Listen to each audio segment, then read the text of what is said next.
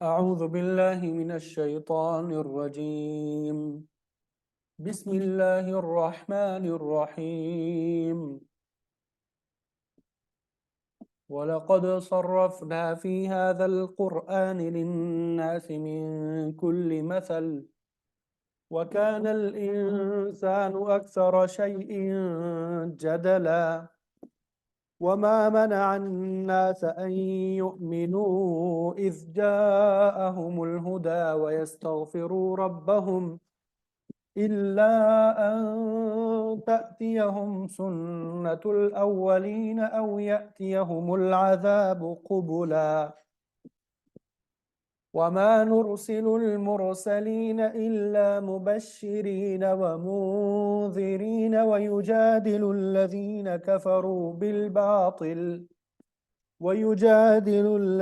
كفروا بالباطل ليدحضوا به الحق واتخذوا آياتي وما أنذروا هزوا ومن أظلم ممن ذكر بآيات ربه فأعرض عنها ونسي ما قدمت يداه إنا جعلنا على قلوبهم أكنة أن يفقهوه وفي آذانهم وقرا وإن تدعهم إلى الهدى فلن يهتدوا إذن أبدا وربك الغفور ذو الرحمة لو يؤاخذهم بما كسبوا لعجل لهم العذاب بل لهم موعد لن يجدوا من دونه موئلا وتلك القرى أهلكناهم لما ظلموا وجعلنا لمهلكهم موعدا صدق اللہ العظیم۔ الحمدللہ، ابھی آپ کے سامنے سورہ کہف آیت نمبر 54 سے آیت نمبر 59 تک تلاوت کی سعادت حاصل ہوئی۔ سب سے پہلے ان آیات کا ترجمہ آپ کے سامنے بیان کریں گے اور پھر مفسرین نے جو تفسیر بیان کی ہوگی وہ انشاءاللہ آپ کے سامنے ذکر کریں گے۔ وَلَقَدْ صَرَّفْنَا، وَلَقَدْ اور بلا شبہ، یقیناً، صرفنا ہم نے پھیر پھیر کے بیان کی، بار بار بیان کی، فی ھذا القرآن، فی کا معنی میں، ھذا اس، القرآن قرآن میں، اور بلا شبہ یقیناً ہم نے پھیر پھیر کر بیان کی اس قرآن میں، للناسی لوگوں کے لیے، للناسی لوگوں کے لیے، من کل مثل، من کا معنی ہوتا ہے سی، کل کا معنی ہوتا ہے ہر، مثل مثال، یعنی ہر مثال میں سے، اور البتہ یقیناً ہم نے بار بار بیان کی اس قرآن مجید میں لوگوں کے لیے مثالیں۔ وَكَانَ الْإِنسَانُ أَكْثَرَ شَيْءٍ جَدَلًا، وَكَانَ اور ہے، الانسان انسان، اکثر شیئن، اکثر کا معنی ہوتا ہے زیادہ، شیئن چیزوں میں، اور انسان ہے تمام چیزوں میں، تمام چیزوں سے زیادہ، جدلا جھگڑالو، اکثر یہ اس میں تفضیل کا صیغہ ہے، ٹھیک ہے۔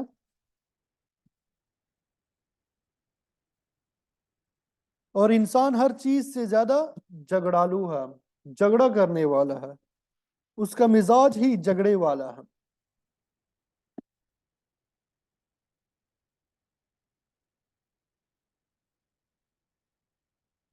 وما منع الناس، وما منع اور نہیں روکا الناس لوگوں کو، اور نہیں لوگوں کو روکا ان یؤمنوا کہ وہ سب ایمان لائیں، وہ سب ایمان لائیں، اذ جب کہ جاءہم آ گئی ان کے پاس الہدا ہدایت، ویستغفروا اور وہ سب مغفرت طلب کریں، ویستغفروا اور وہ سب مغفرت طلب کریں ربہم اپنے رب سے، الا مگر ان کے تأتیہم، اتا یأتی کا معنی ہوتا ہے آنا، اتا یأتی کا معنی کیا ہوتا ہے؟ آنا، پیش آنا، ہم یا پیش آئے انہیں سنت الاولین، اولین پہلے لوگ، سنت طریقہ، معاملہ، پہلے لوگوں کا معاملہ، او یا یأتیہم آئے ان پر العذاب و عذاب، قبولا سامنے سے، وما منع الناس ان يؤمنوا اذ جاءهم الهدى ويستغفروا ربهم کہ جب لوگوں کے پاس ہدایت آ چکی ہے تو اب ایمان لانے سے اور اپنے رب سے معافی مانگنے سے اس کے علاوہ کوئی چیز نہیں روک رہی کہ ان کے ساتھ بھی پچھلے لوگوں کی طرح واقعات پیش آ جائیں، یہ عذاب ان کے بالکل سامنے آ کے کڑا ہو جائے۔ وما نرسل اور ہم نہیں بیچتے، وما اور نہیں نرسل ہم بیچتے ہیں المرسلین رسولوں کو، تمام رسولوں کو، الا مگر مبشرین وہ سب خوشخبری دینے والے ہوتے ہیں، ومنذرین اور سب ڈرانے والے ہوتے ہیں، ویجادل اور جھگڑا کرتے ہیں الذین وہ لوگ کفروا جنہوں نے کفر کیا، بالباطل باطل کے ذریعے سے، لیدحضوا ادحض یدحض، ادحاظ کا معنی ہوتا ہے پھسلانا، ہلانا، لیدحضوا تاکہ وہ سب پھسلائیں بھی اس کے ذریعے الحق حق کو، واتخذوا اور ان سب نے بنا لیا، واتخذوا اور ان سب نے بنا لیا آیاتی میری آیات کو، وما انذروا وما انذروا وما انذروا ہزوا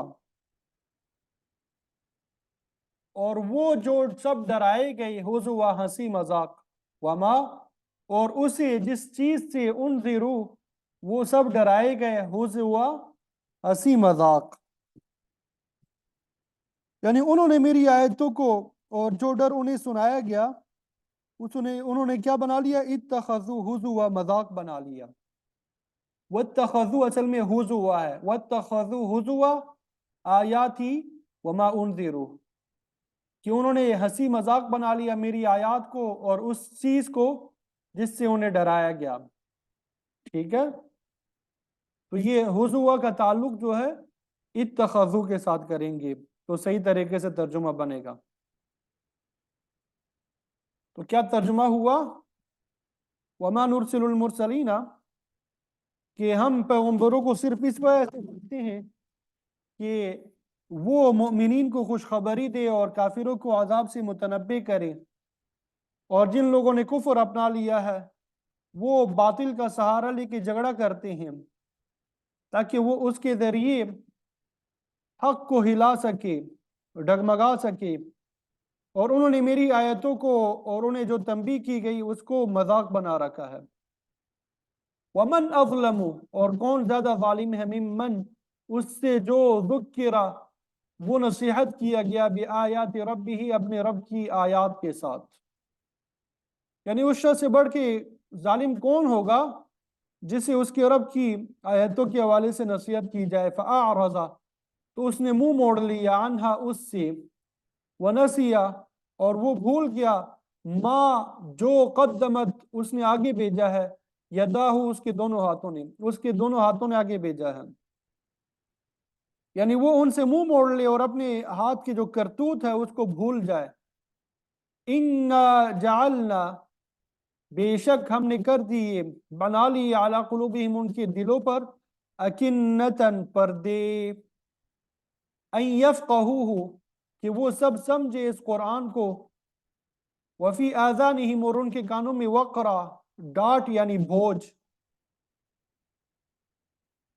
یعنی حقیقت یہ ہے کہ ہم نے ان لوگوں کے کرتوت کی وجہ سے، ان کے اعمال کی وجہ سے، جعلنا علی قلوبہم اکنہ، ان کے دلوں پہ غلاف جو ہے وہ چڑھا دیے، جس کی وجہ سے وہ قرآن مجید کو نہیں سمجھتے. وفی اذانہم وقرا اور ان کے کانوں میں ڈاٹ جو ہے وہ لگا دی ہے. وَإِن تَدْعُهُمْ اور اگر آپ بلائیں انہیں الی الہدی ہدایت کی طرف، فَلَن يَهْتَدُوا تو ہرگز وہ ہدایت نہیں پائیں گے، ہرگز وہ سب ہدایت نہیں پائیں گے. اذن اس وقت ابدا کبھی بھی، یعنی اگر تم انہیں ہدایت کی طرف بلاؤ بھی تب بھی وہ صحیح راستے پہ ہرگز نہیں آئیں گے، ہدایت نہیں حاصل کریں گے. وَرَبُّكَ اور آپ کا رب الغفور بہت بخشنے والا ہے، ذو الرحمہ رحمت والا ہے. لو یؤاخذہم لو اگر یؤاخذ وہ مواخذہ کر لے، پکڑے انہیں، بما اس کی وجہ سے جو کسب انہوں نے کمایا، اس کے سبب یعنی اس کی وجہ سے کسب جو انہوں نے کمایا، لعجل تو ضرور جلدی لائے، لہم ان کے لیے، العذاب عذاب. یعنی جو کمائی انہوں نے کی ہے یا انہوں نے جو اعمال کی، اگر وہ اس کی وجہ سے انہیں پکڑنے پہ آتا تو ان کو جلد ہی عذاب دے دیتا. بلکہ لہم ان کے لیے، موعد ایک مقررہ وقت ہے، لن یجدوا ہرگز وہ سب نہیں پائیں گے، من دونہ اس کے علاوہ، موئلہ کوئی جائے پناہ. یعنی ان کے لیے ایک وقت مقرر ہے جس سے بچنے کے لیے انہیں کوئی پناہ گاہ نہیں ملے گی. وَتِلْكَ الْقُرَى اور تلکا یہ، القرى قریۃ ان کی جمع بستیاں ہے، اہلکنا ہم نے ہلاک کیا، ہم انہیں، لما جب، ظلموا انہوں نے ظلم کیا، ظلموا جب انہوں نے ظلم کیا، وجعلنا وجعلنا اور ہم نے کر دیا، لمہلکہم ان کی ہلاکت کے لیے، موعدہ ایک مقرر وقت. یعنی جب انہوں نے ظلم کا راستہ اختیار کیا تو ہم نے ان کو ہلاک کر ڈالا، اور ان کی ہلاکت کے لیے بھی ہم نے ایک وقت جو ہے وہ مقرر کیا ہوا تھا. ان کی ہلاکت کے لیے ہم نے کیا کیا تھا؟ ایک وقت مقرر کیا تھا. تو یہ ان آیات کا ترجمہ ہے جو آپ کے سامنے کر دیا. امید کرتا ہوں کہ ترجمے کی سمجھ آ گئی ہوگی.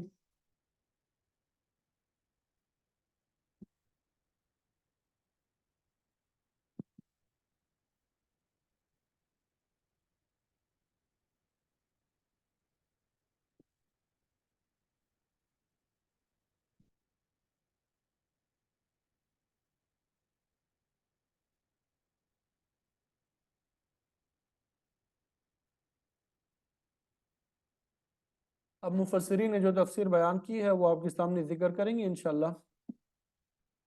اللہ اکبر کبیرہ والحمد للہ کثیرہ.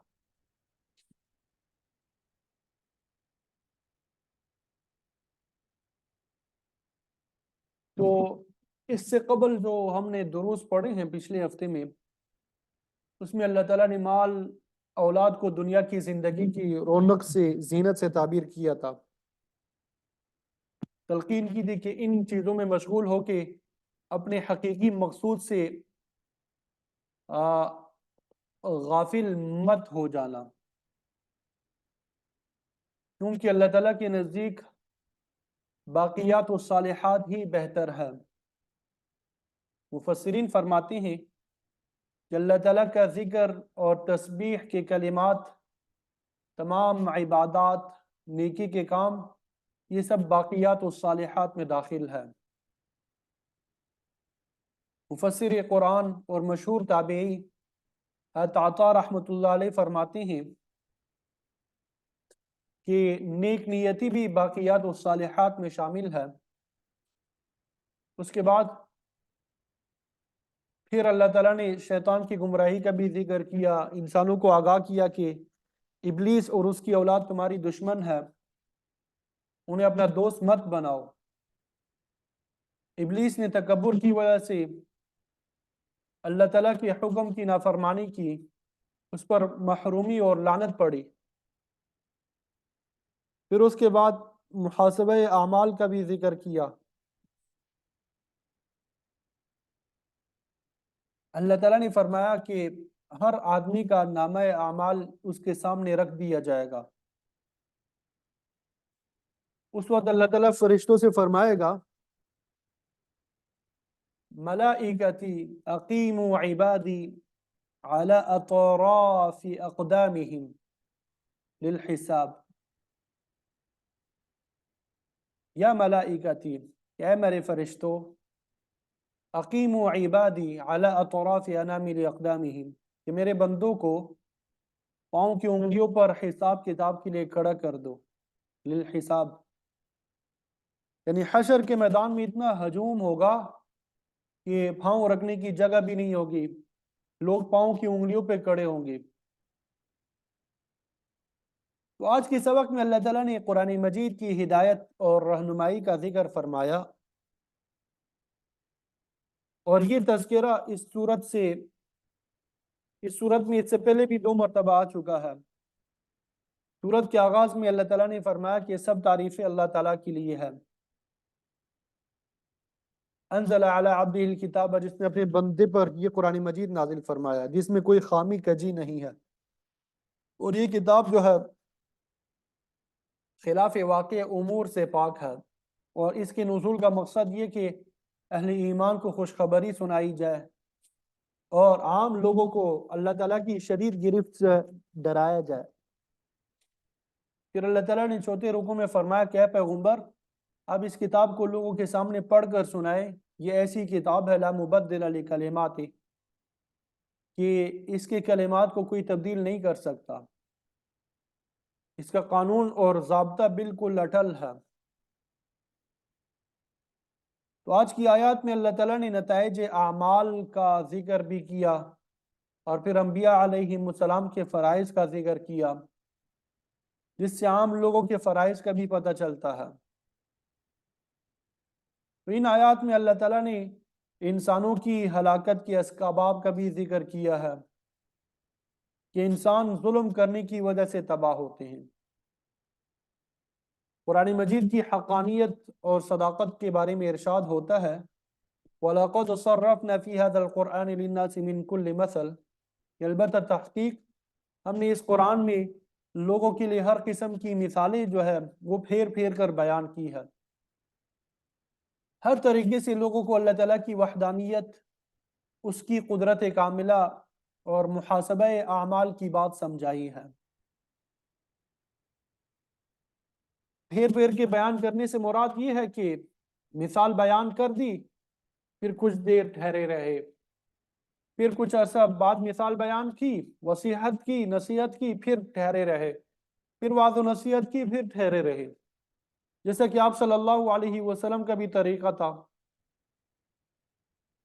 کہ آپ ایک مرتبہ نصیحت فرماتے، پھر کچھ دن خاموش رہتے، پھر نصیحت فرماتے، پھر کچھ دن خاموش رہتے ہیں، پھر کچھ نصیحت فرماتے، پھر خاموش رہتے۔ ایسا نہیں ہوتا تھا کہ ہر وقت آپ نصیحت فرماتے رہتے، ہر وقت وہ جب نصیحت کی جاتی ہے تو بندہ اس سے بور ہو جاتا ہے، اکتا جاتا ہے۔ قرآن اور حدیث کا طریقہ، آپ صلی اللہ علیہ وسلم کی سنت کا طریقہ بھی یہی ہے کہ بات جو ہے بار بار پھیر پھیر کے بیان کی جائے۔ ایک مرتبہ بات بیان کر دی، نصیحت کر دی، بس پھر خاموش، پھر کچھ عرصے بعد پھر کچھ عرصے بعد پھر اسی بات کو بیان کیا۔ وَكَانَ الْإِنسَانُ أَكْثَرَ شَيْءٍ جَدَلًا، لیکن انسان جو ہے اکثر جو ہے وہ جھگڑالو واقع ہوا ہے۔ یہ دلائل قدرت، اللہ تعالیٰ کی کتاب، انبیاء اور اس کے ملائکہ کو ماننے کے لیے تیار ہی نہیں ہوتا، بات پہ جھگڑے پہ اتر آتا ہے۔ حدیث شریف میں آتا ہے کہ ایک رات آپ صلی اللہ علیہ وسلم حضرت فاطمہ اور حضرت علی رضی اللہ تعالی عنہما کے گھر تشریف لے گئے، وہ آرام کر رہے تھے۔ آپ نے فرمایا کہ تم رات کے وقت نماز کیوں نہیں پڑھتے؟ اس پہ حضرت علی رضی اللہ تعالیٰ عنہ کی زبان سے یہ ادا ہوا کہ حضرت ہماری جانیں اللہ تعالیٰ کے قبضے میں ہے۔ حدیث کے الفاظ ہے ان نفوسنا بید اللہ، لہذا اگر خدا چاہے تو ہمیں رات کو بیدار کر دیتا ہے اور ہم نماز ادا کر لیتے ہیں، ورنہ سوئے رہتے ہیں۔ آپ غصے کی حالت میں واپس آ گئے، آپ اپنی ایران پہ افسوس کی وجہ سے ہاتھ مار رہے تھے۔ اس وقت آپ کی زبان پہ یہی الفاظ تھے وَكَانَ الْإِنسَانُ أَكْثَرَ شَيْءٍ جَدَلًا،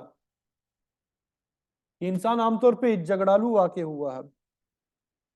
اصل میں آپ صلی اللہ علیہ وسلم کو حضرت علی رضی اللہ تعالیٰ عنہ کا یہ جواب پسند نہیں آیا تھا۔ انہوں نے یہ فلسفہ قائم کیا تھا کہ ہماری جانیں اللہ تعالیٰ کے قبضے میں، اگر وہ اٹھا دیتا تو نماز پڑھ لیتے ورنہ نہیں۔ ان کا جواب تو یہ ہونا چاہیے تھا کہ اگر اللہ تعالیٰ کی توفیق شامل ہوگی تو ضرور رات کو اٹھ کے نماز پڑھیں گے۔ لمبا چوڑا فلسفہ جاڑنے کی ضرورت نہیں تھی۔ تو بہرحال فرمایا کہ انسان جھگڑالو واقع ہوا ہے، حالانکہ ہم نے اس کے سامنے ہر قسم کی مثالیں بیان کر کے بات واضح کر دی ہے۔ اللہ تعالیٰ کی طرف سے مختلف مثالیں بیان کرنے کا مقصد یہ ہے کہ انسان کی فطرت کی اصلاح ہو جائے، اور یہ اس وقت تک ممکن نہیں ہے جب تک انسان کفر، شرک، ظلم اور بد اخلاقی سے باز نہ آ جائے۔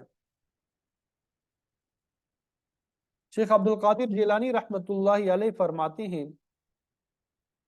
کہ اگر انسان کے باطن میں شرک کی نجاست موجود ہو تو نئے اور اچھے کپڑے پہننے کا کوئی فائدہ نہیں ہے۔ کیا فائدہ ہوگا اس کا؟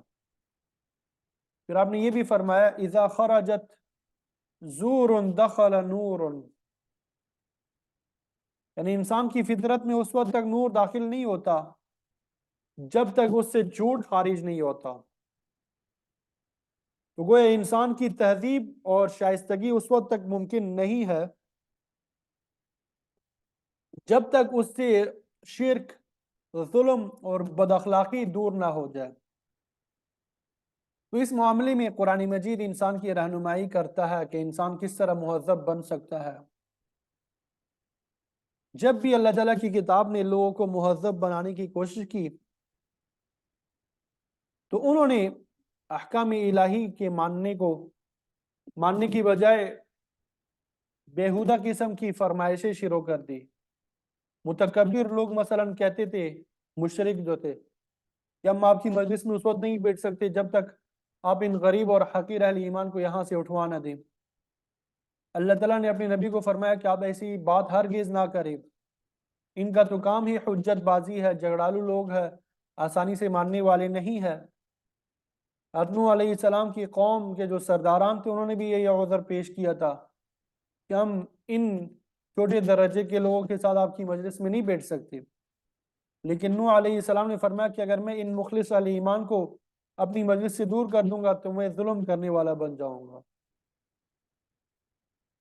ہمیں تو اللہ تعالیٰ نے ظلم کے خلاف ہی مبعوث فرمایا ہے، تو ہم خود کیسے ظلم کر سکتے ہیں؟ امام شاہ ولی اللہ محدث دہلوی رحمۃ اللہ علیہ فرماتے ہیں کہ انبیاء کی بعثت کے ایک مقصد رفع التظالم من بین الناس، کہ لوگوں کے درمیان سے ظلم کو ہٹانا بھی ہے۔ پہلے درجے میں کفر، شرک کا ارتکاب ظلم ہے، اور پھر مخلوق کے ساتھ ہر قسم کی زیادتی وہ بھی ظلم میں داخل ہے۔ تو انسانی تہذیب اس وقت مکمل ہوگی جب ان تمام برائیوں کا قلع قمع ہو کے انسان میں اچھے اخلاق اور اچھے خصائل پیدا ہو جائے۔ پھر اگلی آیت میں اللہ تعالیٰ نے ایمان نہ لانے کی وجوہات کو بیان فرمایا، وَمَا مَنَعَ النَّاسَ أَن يُؤْمِنُوا، کہ نہیں روکا لوگوں کو ایمان لانے سے، اذ جاءہم الہدی، جب ان کے پاس ہدایت آ گئی۔ ایک تو ایمان لانے سے روکا، اور دوسرا وَيَسْتَغْفِرُوا رَبَّهُمْ، اپنے پروردگار سے بخشش مانگنے سے بھی روکا۔ ایمان اور بخشش طلبی سے روکنے کی دو وجوہات اللہ تعالیٰ نے بیان فرمائی۔ پہلی بات یہ إِلَّا أَن تَأْتِيَهُمْ سُنَّةُ الْأَوَّلِينَ، کہ ان کے پاس پہلے لوگوں کا دستور آ جائے، پہلے لوگوں کا دستور یہ رہا ہے، طریقہ یہ رہا ہے کہ انہوں نے اللہ تعالیٰ کی وحدانیت کا انکار کیا، اللہ کے انبیاء کا مذاق اڑایا، آسمانی کتابوں کو تسلیم نہ کیا، قیامت کا انکار کیا۔ پھر یہ ہوا کہ اللہ تعالیٰ کا عذاب آیا، انہیں مکمل طور پہ صفحہ ہستی سے ناپید کر دیا گیا، گویا وہ ایمان لانے کے لیے عذاب کے منتظر ہے۔ اور ایمان نہ لانے کی دوسری وجہ یہ ہے او یأتیہم العذاب قبلا، کہ یہ عذاب بالکل ان کے سامنے آ جائے، یعنی وہ اس بات کے انتظار میں ہے کہ ان پر عذاب نازل ہو جائے تو پھر وہ ایمان لائیں اور اللہ تعالیٰ سے بخشش طلب کرے۔ حقیقت یہ ہے کہ جب اللہ تعالیٰ کی طرف سے عذاب آ جاتا ہے تو اس وقت تک کا ایمان لانا مفید نہیں ہوتا، بلکہ اللہ تعالیٰ کا عذاب نازل ہو کے رہتا ہے۔ تو اللہ تعالیٰ نے مکذبین یعنی جھٹلانے والوں کی یہ خصلت بیان کی کہ وہ ایمان لانے اور بخشش طلب کرنے کے لیے اس انتظار میں رہتے ہیں کہ یا تو ان پہ ایک دم سے عذاب آ جائے یا پھر وہ عذاب کو اپنی آنکھوں سے دیکھ کے ایمان لے آئے۔ فرمایا کہ یہ ان کی خام خیالی ہے، ایسی صورت میں وہ اللہ تعالیٰ کے عذاب سے بچ نہیں سکتے، ایسی صورت میں وہ اللہ تعالیٰ کے عذاب سے بچ ہی نہیں سکتے۔ وما نرسل المرسلین الا مبشرین ومنذرین،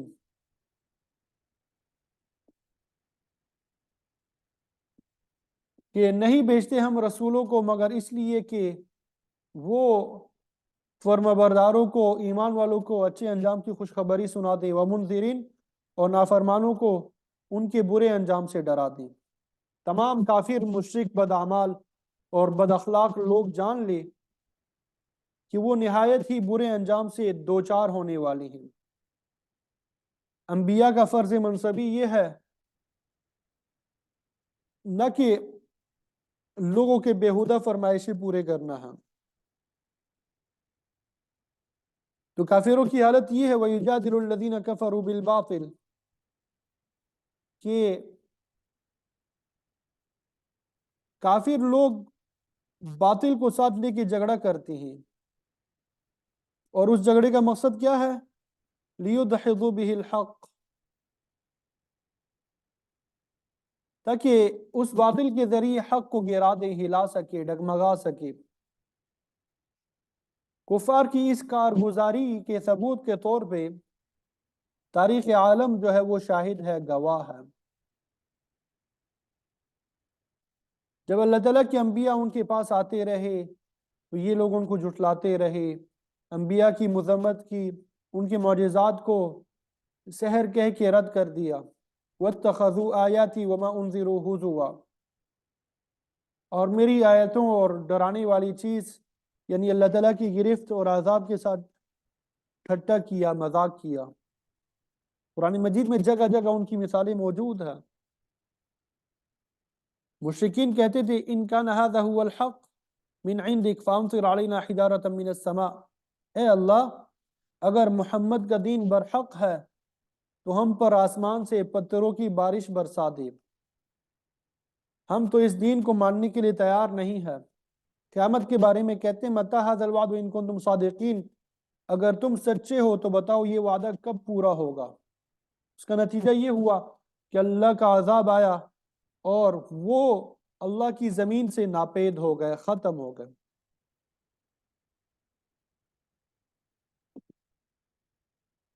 پھر آگے ارشاد ہوا وَمَنْ أَظْلَمُ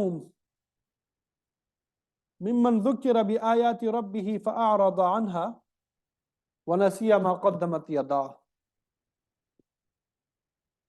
کہ اس شخص سے بڑا ظالم کون ہے جسے اس کے پروردگار کی آیتوں کے ساتھ نصیحت کی جائے تو وہ ان سے اعراض کرے۔ یعنی آیات میں احکام، دلائل، معجزات، نشانیاں سب کچھ شامل ہے، یعنی جس کے سامنے اللہ تعالیٰ کی وحدانیت کی یہ تمام چیزیں پیش کی جائیں اور وہ پھر بھی ان سے اعراض کرے تو وہ تو بڑا ہی ظالم اور نامراد ہے۔ ایسے شخص کا حال تو یہ ہے وَنَسِيَ مَا قَدَّمَتْ يَدَاهُ، وَنَسِيَ کہ وہ بھول چکا ہے، مَا قَدَّمَتْ يَدَاهُ جو کچھ اس کے ہاتھوں نے آگے بھیجا ہے۔ اس نے کبھی غور ہی نہیں کیا کہ میں اعمال کے ذریعے کیا چیز آگے بھیج رہا ہوں. اس نے اپنی برائی پہ کبھی نظر ہی نہیں ڈالی اور اس طرح آیت الہی کو بھول گیا. حقیقت میں یہ وہ لوگ ہوتے ہیں جو تعصب اور عناد کی وجہ سے ہدایت سے محروم ہو جاتے ہیں. ایسے لوگوں کے بارے میں اللہ تعالیٰ فرماتے ہیں إِنَّا جَعَلْنَا عَلَىٰ قُلُوبِهِمْ أَكِنَّةً أَن يَفْقَهُوهُ وَفِي آذَانِهِمْ وَقْرًا کہ ہم نے ان کے دلوں پر پردے ڈال دیے ہیں جس کی وجہ سے سوچنے سمجھنے کی صلاحیت سے یہ محروم ہو چکے ہیں اور ان کے کانوں میں بوجھ جو ہے وہ ڈال دیے ہیں. دوسری جگہ اللہ تعالیٰ نے فرمایا ختم اللہ علی قلوبہم، اللہ تعالیٰ نے ان کے دلوں پہ مہریں لگا دی ہیں. سورہ نساء میں ہے بل طبع اللہ علیہ بکفرہم کہ اللہ تعالیٰ نے ان کے کفر کی وجہ سے ان کے دلوں پہ ٹھپے لگا دیے ہیں. سورہ مطففین میں بھی آیا بل ران علی قلوبہم کہ ان کے دلوں پہ زنگ جو ہے چڑھ گیا ہے ما کانوا یکسبون اس وجہ سے جو وہ کماتے تھے وہ کفر اور شرک کا ارتکاب کرتے تھے، شرکیہ رسوم میں ڈوبے ہوئے تھے، لہذا ان کے دل اس طرح خراب ہو گئے جس طرح زنگ جو ہے لوہے کو کھا جاتا ہے. وَإِن تَدْعُوهُمْ إِلَى الْهُدَى اگر آپ انہیں ہدایت کی طرف دعوت دیں فَلَن يَهْتَدُوا إِذًا أَبَدًا تو وہ کبھی ہدایت قبول نہیں کریں گے.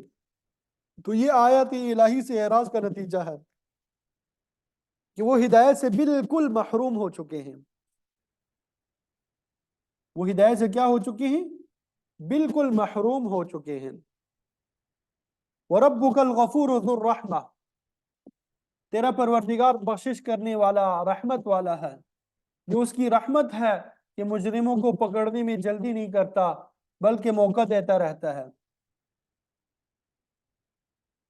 اللہ تعالیٰ کے یہاں قانون امہال مہلت دینے والا قانون اور قانون جو ہے امہال اور تدریج کا کام کرتا ہے، مہلت بھی دیتا رہتا ہے، آہستہ آہستہ چلتا ہے. لو یؤاخذہم بما کسبوا اللہ تعالیٰ اگر ان کی بری کمائی کی وجہ سے انہیں پکڑنا چاہے لعجل لهم العذاب تو ان کے لیے جلدی عذاب لے آئے، لیکن یہ اس کی بخشش اور رحمت ہے کہ وہ مہلت دیتا رہتا ہے. اللہ تعالیٰ فرماتے ہیں کہ جب میں گرفت کرنے پہ آتا ہوں تو اس طریقے سے پکڑتا ہوں جو کسی کے وہم اور گمان میں نہیں ہوتا. ان کیدی متین میری تدبیر جو ہے بڑی مضبوط ہے، اس سے کون باہر نکل سکتا ہے. سورہ بروج میں ان بطش ربک لشدید بے شک تیرے رب کی پکڑ جو ہے بڑی سخت ہے. سورہ رحمان میں جنوں اور انسانوں سے خطاب کر کے فرمایا ان استطعتم ان تنفذوا من اقطار السماوات والارض فانفذوا اگر تم زمین اور آسمان کے کناروں سے نکل جانے کی طاقت رکھتے ہو تو بھاگ کر دکھاؤ مگر تم بھاگ نہیں سکتے.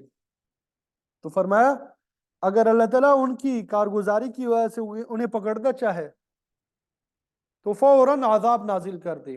بل لہم موعد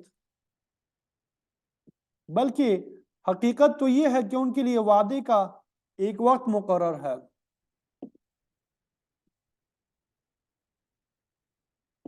پھر جب وہ وقت آ جائے گا تو وہ گرفت میں آ جائیں گے. لن یجدوا من دونہ موئلا اور وہ اللہ تعالیٰ کے علاوہ کہیں پناہ نہیں پا سکیں گے. ہر فرد، ہر جماعت، گروہ، قوم، ملک، بستی کے لیے ایک وقت مقرر ہے، اس وقت تک مہلت ملتی رہتی ہے، پھر مقررہ وقت پہ گرفت میں آ جاتی ہے اور لوگ جو ہے صفحہ ہستی سے مٹھا دیے جاتے ہیں.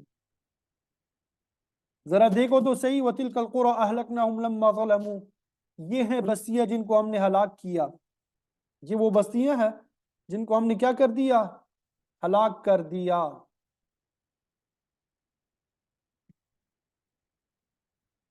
یہ 5ویں رکوع میں مالدار مشرک کا ذکر ہم نے پڑھ لیا جس کے 2 باغات تھے جن پہ وہ غرور کرتا تھا اور انہیں اپنے کمال کا صلہ سمجھتا تھا. وہ اپنے باغ میں داخل ہوا وَهُوَ ظَالِمٌ لِنَفْسِهِ اور وہ اپنے نفس پہ ظلم کرنے والا تھا. اس کا ظلم یہی تھا کہ وہ مادیت کی شرک میں مبتلا تھا. وہ اپنی جائیداد کو ہی اول اور آخر سمجھتا تھا. اللہ تعالیٰ کی ذات پہ اسے قطعاً اعتماد نہیں تھا.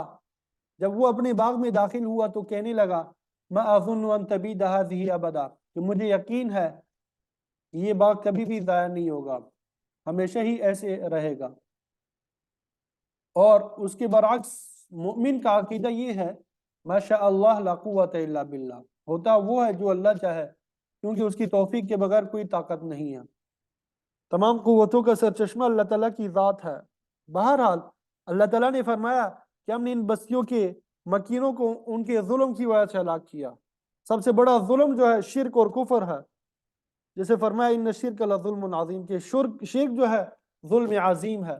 اور فرمایا والکافرون هم الظالمون، کہ کافر ہی ظالم ہے. کفر اور شرک کے بعد پھر حق تلفی، ایذا رسانی، قتل، تمام بڑے بڑے جرائم جو ہے ظلم میں داخل ہے. تو بستیوں کی ہلاکت ان کے ظلم کی وجہ سے ہوتی ہے، مگر یہ اندھا دھند نہیں ہوتی. وجعلنا لمہلکہم موعدا، ان کی ہلاکت کے لیے ہم نے ایک وعدہ یعنی وقت مقرر کر رکھا ہے. اس وقت سے پہلے ہم کسی بستی کو ہلاک نہیں کرتے. تو اس سے معلوم ہوا کہ ہلاکت کا ایک قانون تو وہ تھا جو سابقہ اقوام پہ نافذ العمل تھا، کہ جب ان کی سرکشی حد سے بڑھ گئی تو پھر آخر میں ایک دم عذاب آیا اور وہ ساری قوم ہلاک ہو گئی. فہل تری لہم من باقیہ کی مصداق، ان میں سے ایک بھی باقی نہیں بچا. ہلاکت کا دوسرا طریقہ جو ہے امہال اور تدریج کا قانون ہے، کہ جہاں ظلم اور زیادتی ہوگی وہاں تباہی آئے گی.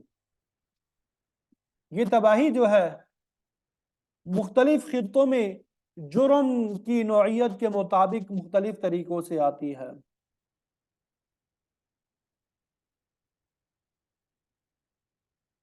تو آج بھی مسلمان جو ہے جگہ جگہ تباہی کا شکار ہو رہے ہیں، انہی مظالم کی وجہ سے ہلاک ہو رہے ہیں. یہ سب ہمارے اپنے ہاتھوں کی کمائی ہے. ہم نے اللہ تعالیٰ کی کتاب کو پس پشت ڈال دیا ہے، کفر اور شرک کا راستہ اختیار کیا، اللہ تعالیٰ کی نافرمانوں کا ساتھ دیا، رسومات باطلہ کو اختیار کیا، جس کے نتیجے میں بتدریج بربادی آئی، اور ہم روزمرہ اسی تباہی کا مشاہدہ کر رہے ہیں.